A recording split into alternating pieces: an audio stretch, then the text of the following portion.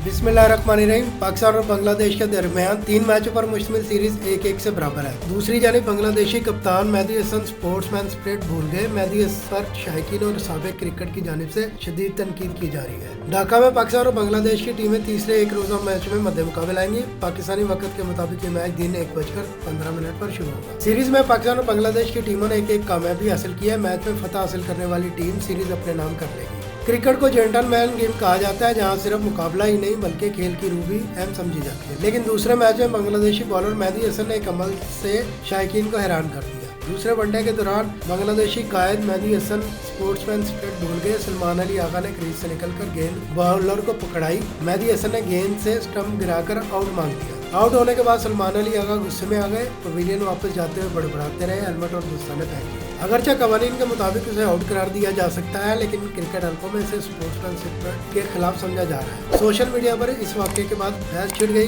कुछ शायकीन का कहना है कवानीन के मुताबिक अमल किया गया, जबकि कई साबिक क्रिकेटर और मुद्दाओं ने इसे खेल के रिवायत के मुनाफी करार दिया।